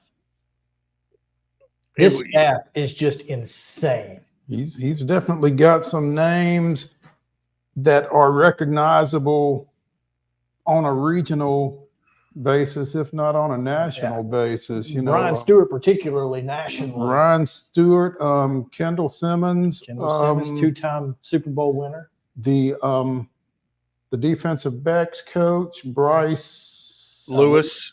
Yeah, I mean, and you knew that he was going to get some dudes on the defensive side of the ball in particular, because that's where he makes his bones anyway. But Chip, one other thing that we need to hit on probably before we let you get out of here, the tomorrow's press conference will be followed up by the final Lady Raiders contest pre-holiday as the Northern Kentucky Lady Norse. I'm guessing that's the case. Norse women. Norse women. I would assume. I don't know. Northern Kentucky's women's basketball team will play at Murphy Center 6:30 tip-off tomorrow as Middle looks for its 10th win of the season. That's right. And, to be honest, I was looking coming off the win against Stephen F. Austin. SFA won 27 games a year ago, and we were sitting here talking about that well, that's got a chance to be a, really good matchup between Conference USA and the WAC and Middle. It was a whack. Middle went out and whacked them on Sunday afternoon, and beat them by almost 25, and had a great game from Courtney Whitson and also Savannah Wheeler. Savannah had a pretty good weekend. She did. Graduated on the Murphy Center floor on Saturday and scored 25 on Sunday, and so congratulations to her. And Seems good. Yeah, and Courtney had a big day, and so they went out and just really took care of business on Sunday. And now I don't know a ton about Northern Kentucky, but Middle is kind of in a position right now worried about them. I was looking at something popped up on my social media the other day about it was women's power ratings, and I'm not sure who the originator of that was, but they projected their power ranking had Middle, the Lady Raiders, as the number one team in Conference USA right now. And then it also had a projection. Right now they're 9-3, and it projected their record at the end of the regular season. And their projection was that Middle would be 27-3. So they that power ranking had a lot of thinks awful highly of what Coach Insel and his staff have put together. And this is a lineup and a roster that is built, I think, to kind of take on all comers, because they have the ability to play small if they want, and obviously with Anastasia in the game at 6'5", they can go awfully big, and if they put both big girls in, they can be really big for segments of a game. So they've got some versatility, and I know they want to go into Christmas with on a high note for sure. Savannah Wheeler, as you mentioned, 25 points, 8 boards. Courtney Whitson, 14.7 rebounds in that 72-47. So it was a 25-point win for MTSU over the Lady Jacks. And as you mentioned, Anastasia and Iulia. Grabovskaya. Oh, okay. Sure. Yeah. Grab the sky. If you say so, yeah. She's tall enough to. She can really give you some problems when they are both in there together. Tamia Scott has really come along. Boy, has she ever. I mean, she's tough as nails. And the FIU transfer, Sifa Ineza. Yeah, she you talk about quick, and her prowess right now is on the defensive end. And she can. If you need some steals, put her in a ball game, because she's quick, and she can cut off passing lanes, has good instincts defensively, and that right now is her. That's what she's made her living on right now, is what she's done defensively. Chip, enjoy Moraga and enjoy Cedar City, Utah, which is where you are headed next for Friday's matchup before the holidays. And by the way, I do have a 5:40 a.m. flight out of Oakland in the morning. Would you like for me to give you guys a call just to make sure that it'll be 7:40 here? I know. So I'll be up. You can call. Okay, might not get an answer, right? Exactly. Now, Chris Chris says he'll be up. I'll be up. I, on the other hand, will not. So, Okay. I appreciate you admitting that. So, hey, but let me tell you this though. There's no telling when I'll go to bed tonight either. Because that's true. Yeah, because I've got a trip to McEwen when we get off the air. Yeah. And it's that's a trip. So enjoy that. And then I got a trip back later. So and he doesn't have a flight out of McEwen. No, I don't have a flight out of McEwen at 5:40 or otherwise. But 8:40 will be your friend. So coming back. No doubt. Chip Walters, the Verba. The Burv. The Burv. Blue Raider voice. Joining us here on Main Street Sports today. As always, Chip, we appreciate it. And have a great Christmas wherever it is that you will be spending it. And we'll catch up with you next week. All right. Thank you, boys. All right. We'll take a break. When we come back, rapid fire reaction to some random stuff across the world of sports. We'll get back to it in just a moment. Stick around. Main Street Sports Today returns in a moment.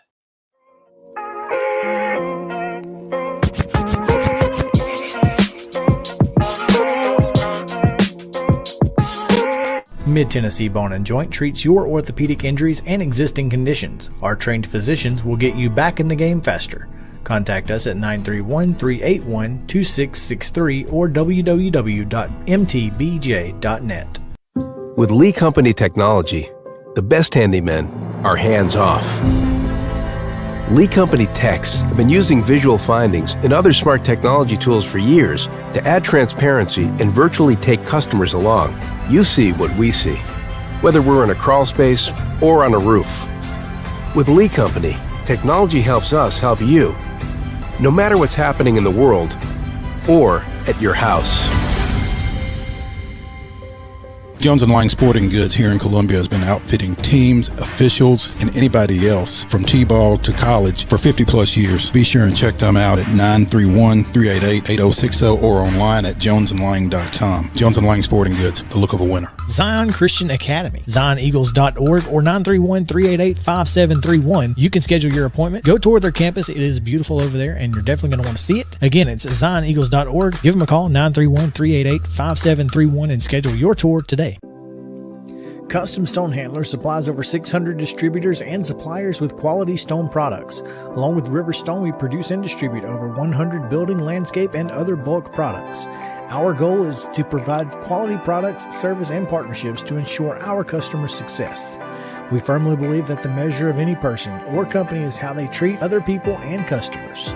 Give them a call at 931-490-4990 or visit CustomStonehandlers.com. A game without a crowd is just a scrimmage. A performance without an audience is just a rehearsal. Without your presence, high school sports and the performing arts aren't possible. Ensure that these essential extracurricular activities continue to enrich the lives of students in Tennessee. Purchase a ticket to your local high school's game or performance. This message presented by the TSSAA. Mid-Tennessee Bone and Joint has been the official sports medicine provider for Murray County Schools for more than 40 years. We specialize in orthopedic service, and our Ortho Quick Walk-In Clinic lets you bypass the ER. Visit us online at www.mtbj.net.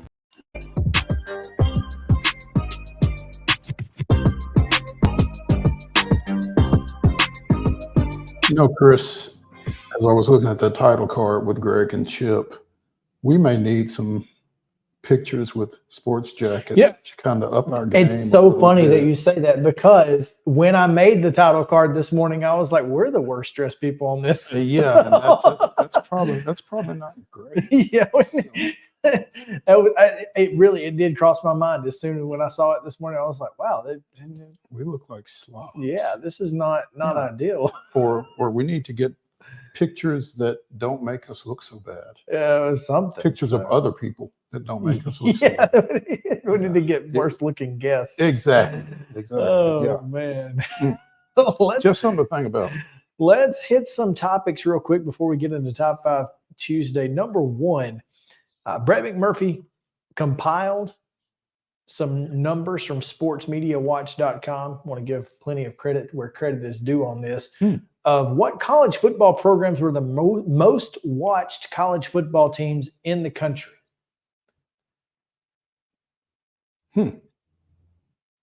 Who do you think is the most watched team? The most watched college football team in the country this Per year. the Nielsen ratings. Some combination, and I'm going to cop out. Alabama, Texas, Michigan. They're all in the top 10. Top 5? Alabama is number 1. Okay. Notre Dame. Notre Dame is 10th. Really? Yeah. Wow. That surprised me too. Yeah. Okay, go ahead. Alabama number 1. Ohio State number 2. Okay. Colorado number 3. Ah, the prime effect. Georgia, Michigan. That's your top 5. Okay. Who's number 6?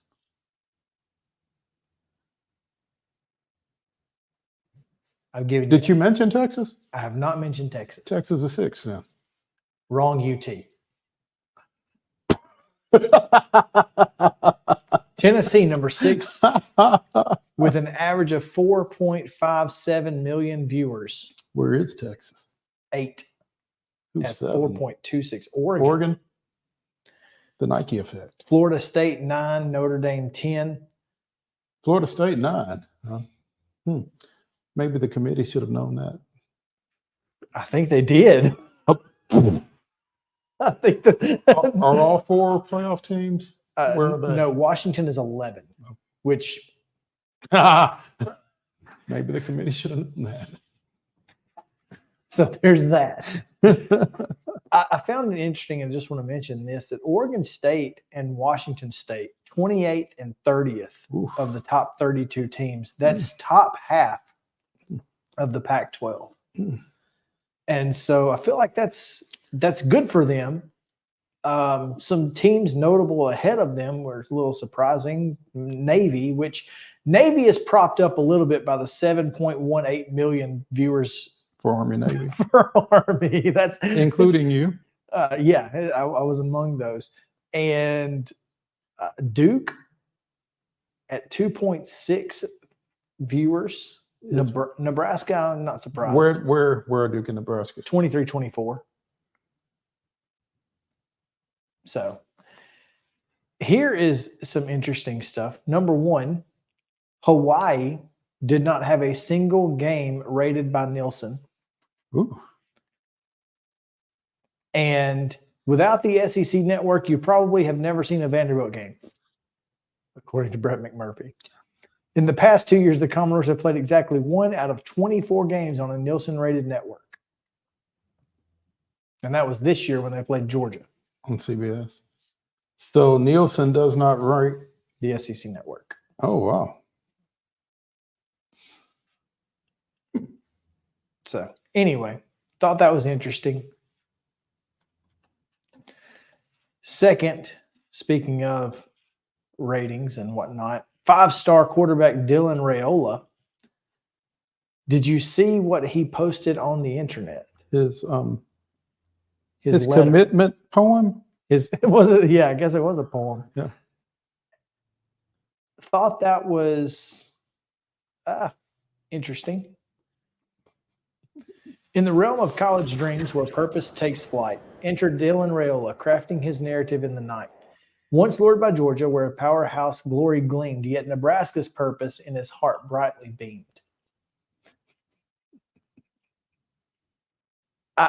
That's the first stanza.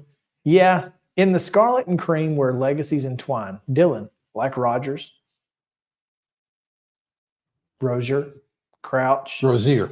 That's what I was trying to think. Yeah. I was like, Rozier saying sounds right. Anyway, and Crouch, a hero in the line. So Dylan Raiola is the hero that Nebraska football needs, apparently. In the line of Rogers, Rozier, and Crouch. While wearing 15. He doesn't lack for confidence, does he?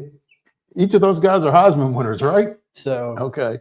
No longer a cog in some powerhouse machine, but a quarterback with even grander ambition unseen. So fellow fans await with hope in the air for Dylan to choose his purpose to declare in a weekend's decision destiny calls. To fulfill his purpose where a new destiny enthralls. Wearing number 15, he says, "Go Big Red," and he's headed to Nebraska. That's certainly a unique commitment announcement there. I guess it's better than with that being said. And respect my decision. And respect my decision. I do respect his talent, though, because I've never been able to write in rhyme like that. Yeah, that is a talent that I have, and I think the only reason is because I listen to so much music. You know what I mean? Mm-hmm. Like that's one of the things that I do. And I mean, the alliteration and rhyming, those are about the two things I have going for me. But it's impressive that he chose Nebraska.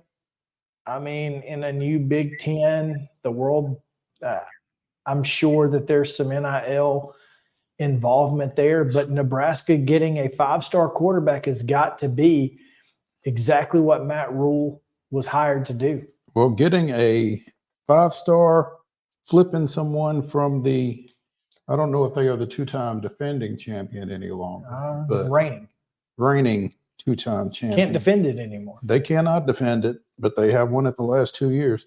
I mean, that's a pretty big flip, I would think. And yeah, that's certainly what they brought him there for. But getting him on the roster is just a start. You got to do something with him. Well, Matt Rule, I mean, to this point, his collegiate level, coaching at least has been solid, very good. So I expect big things out of Nebraska. This is going to be this is good. That Nebraska is one of those teams that college football is better when Nebraska is good. It's just more entertaining when those sold out crowds have something to cheer for. It's just been a while since they have been. No doubt. And that's why I would love to see it. I was going to say something. I forgot what it was. Darn. It'll come back to you. That's okay. We'll move on. We mentioned the NCAA suspending the transfer rule for all of 23-24. So baseball, softball, basketball. Everybody's eligible. And I guess if you transfer including football, apparently track/cross country runner Connor Henson from Columbia Academy, who has transferred from Tennessee to Ole Miss, per his dad's text earlier today. And so he'll be able to run immediately. Yeah, I asked if Lane recruited him as well. Apparently everybody's everybody's headed to Oxford, baby. Yeah. The NIL money is flowing in Oxford, from football and all sports, cross country. Yeah.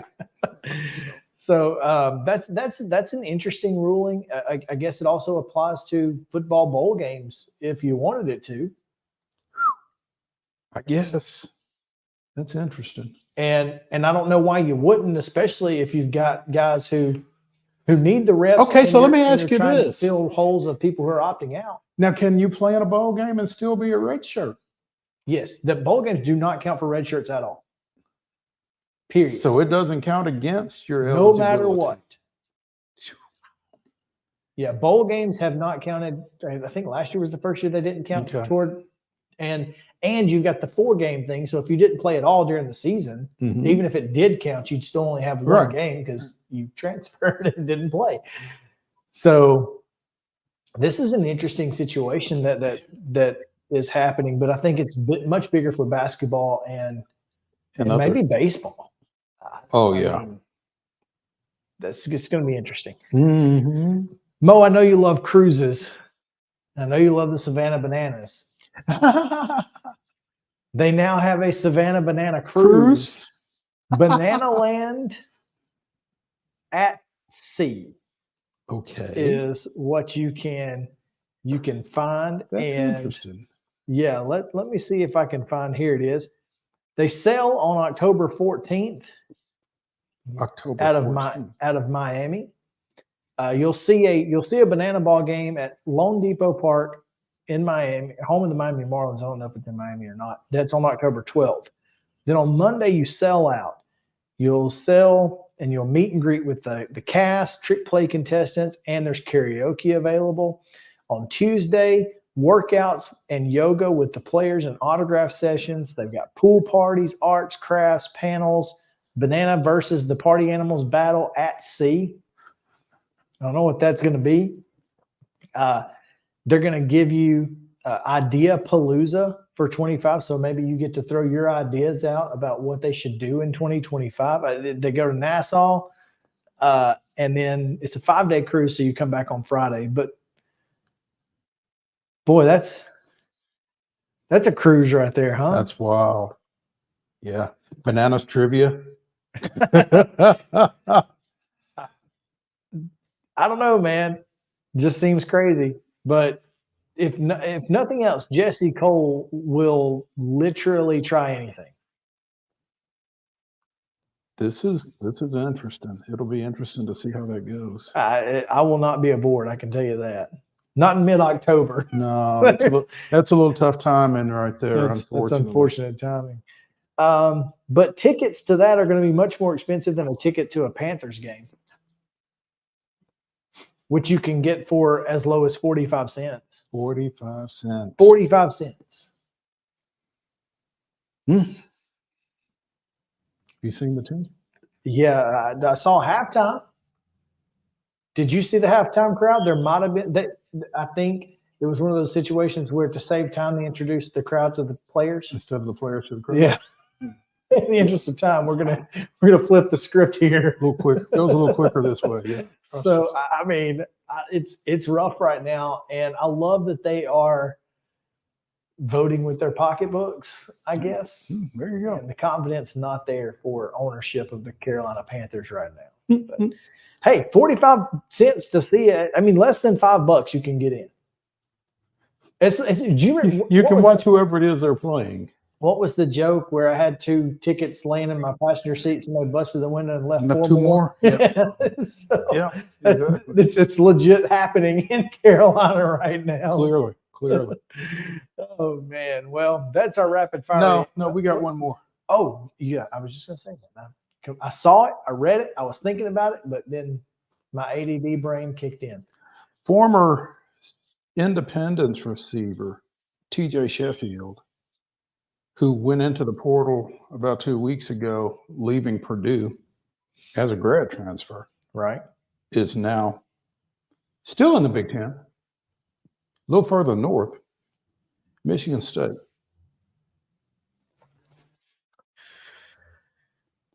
He must like being called. I guess he does. Well, I mean, I guess he's used to it now. So at this point, yeah. Why not? But yeah, I think he can be a good player for them. 118 career catches for 1,209 yards and 11 touchdowns. That's a pretty good career, especially in the Big Ten. Right. I'll be interested to see how the new offense brought over from Oregon State's coach, former quarterback himself, how that plays in Michigan State. So we'll see. They seem pretty excited to have him, looking at the responses from Michigan State fans. So that's great. Good for him. Good for him. Absolutely. Great kid. Deserves it all. All right. We'll take a quick break here, a 1-minute break. Maybe not so quick. Maybe not so quick. Okay. We'll take a full break, and we'll be back with least favorite Christmas songs right after this.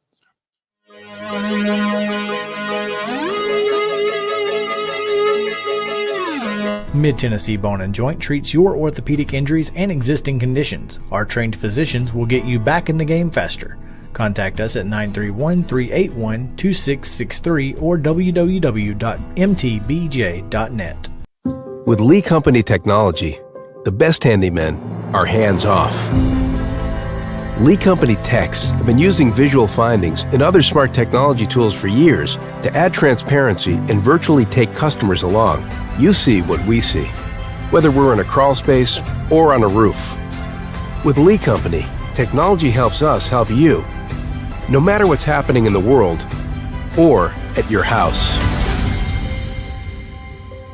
Jones & Lang Sporting Goods here in Columbia has been outfitting teams, officials, and anybody else from T-ball to college for 50 plus years. Be sure and check them out at 931-388-8060 or online at jonesandlang.com. Jones & Lang Sporting Goods, the look of a winner. Zion Christian Academy, zioneagles.org or 931-388-5731. You can schedule your appointment. Go tour their campus. It is beautiful over there, and you're definitely going to want to see it. Again, it's zioneagles.org. Give them a call, 931-388-5731, and schedule your tour today. Custom Stone Handler supplies over 600 distributors and suppliers with quality stone products. Along with River Stone, we produce and distribute over 100 building, landscape, and other bulk products. Our goal is to provide quality products, service, and partnerships to ensure our customers' success. We firmly believe that the measure of any person or company is how they treat other people and customers. Give them a call at 931-490-4990 or visit CustomStonehandlers.com. A game without a crowd is just a scrimmage. A performance without an audience is just a rehearsal. Without your presence, high school sports and the performing arts aren't possible. Ensure that these essential extracurricular activities continue to enrich the lives of students in Tennessee. Purchase a ticket to your local high school's game or performance. This message presented by the TSSAA.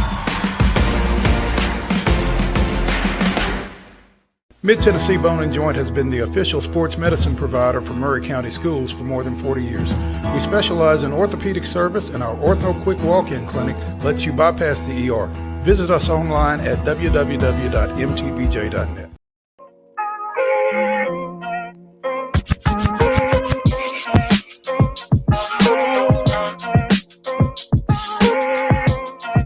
All right, welcome back in. It's time now for Top 5 Tuesday, presented by our friends at Mid-South 5 Fitness. Dallas Steele and the fine folks there at Steel Athletes, steelathletes.com, STEEL Athletes. All right, top 5 worst Christmas songs, least favorite Christmas songs, however you want to put it. Here we go. Google, give me a random number between 1 and 3 for Justin. Justin, you're going to be number 1. Mo, you'll be number 2. That makes me number 3 and 4. All right. All right. Here we go. Justin, kick it off, kid. All right. I'm going to go with the number 1 or song I like least, right? Here we go.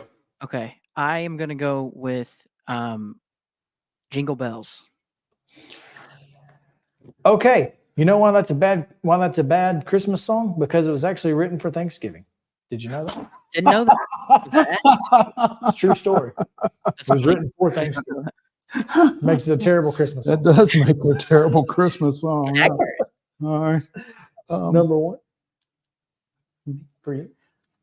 I'm going to go with the Chipmunk song by Alvin and the Chipmunks. Their Christmas song. The Loop-de-Loop. I want a hula. I'm not mistaken, they did a whole album. Mm-hmm. They did. What is the name of the song, though? I think it's the Chipmunk song. I think. Well, we're just going to call it the Chipmunk Christmas song here. There you go. My number 1, Hippopotamus. I don't want a hippopotamus for Christmas. And please, God, that song just end it ASAP. Christmas don't be late. Christmas don't be late. That's what it is. Yeah. Please, Christmas don't be late. Yep. Stop. Yep, that's it. Here we go. Let's go now.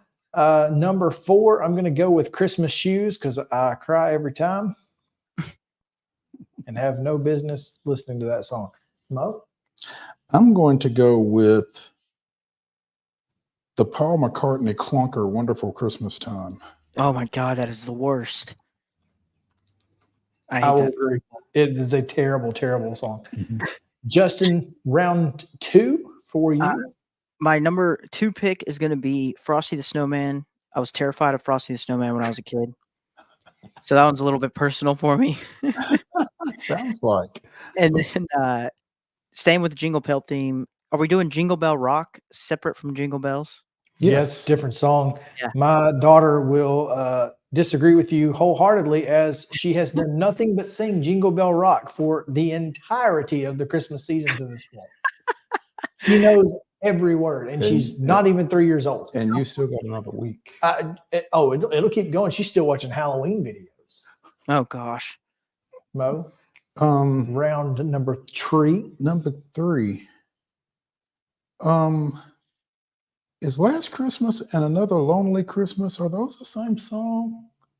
Last Christmas I Gave You My Heart. That song? Yeah. No, that's a different song. Okay. I'm going with Last Christmas at number 3. Okay. My number 3, I'm gonna go with. Can I say Auld Sang Lynn? Auld Lang Syne. Auld Lang. That's it. But see, I don't even. Dan Fogelberg? I don't want none of it. Oh man. Don't want none. It's a dumb song. And You then have no sentiment at all. no. And then I'm going to go with Funky Xmas by New Kids on the Block. Well, It was a good try, fellas. Or it was a try. I don't even know if it was. yeah, at least you tried. Number 4. This will be blasphemous, I'm sure, but Grandma got run over by a reindeer. I was trying to Put get the that words one. right out of my mouth. I tried to get it later. Yeah, that's a good one. Worst It's one. not blasphemous for me. Apparently, yeah, okay. Justin? So I'm going 4 and 5 here, right? 4 Mhm. and 5. Okay. My 4th one is I'll be home for Christmas. Like, okay, Mhm. no one cares. You know? No, I'm just kidding. That's a little harsh, but That is a little harsh. my 5th one was Grandma Got Ran Over by a Reindeer. But I'll go with, and this may be blasphemous literally, but Silent Night. I just am tired of it. I like the premise of it and what it's about and everything, it stands for, but I don't like the song. I don't disagree with you. It's overplayed. And look, like it's hard to listen to on the radio. Like it's cool if you're singing it as a caroler. Yeah. Like if you're out just In church, caroling. maybe. Listening. But like hearing it on like in Christmas, like on the radio, no thank you. Right. All I hear is that like You just hit me with one that is better than The- anything I've got on my list. My number Billboard's number 1 song from 2017. 5, Christmas Bells Are Ringing. Oh, oh. Ding dong, ding dong. Christmas bells are ringing. Yes, Oh, that's what my is it? number. Isn't that the name of it? Yeah, that's it. See, you said ding dong and it hit me, Little Drummer Boy. Yeah, that was an honorable mention for me. Ding dong, ding dong. And when I was in choir when I was in choir as a senior in high school, we had to sing this song, and we had these bells that we had to ring. We wore white gloves during our Christmas program, and we had to do this. Still got it. And yeah, I still got it. It was burned into my memory, and so I hate that song with a passion, and that is why it is my number 5. So all right, we have their top 5 least favorite Christmas songs. Thanks to our friends at Mid-South 5 Fitness for telling us all about what they do at Still Athletes and stillathletes.com. Tomorrow, we will have Joe Sullivan talking local college basketball and much, much more. Wild and Wacky Wednesday. We've got some weird and wild stuff, by the way, in sports even. So come back tomorrow. It's going to be a lot of fun on Main Street Sports Center, presented by Mid-Tennessee Bone and Joint. We'll see you then.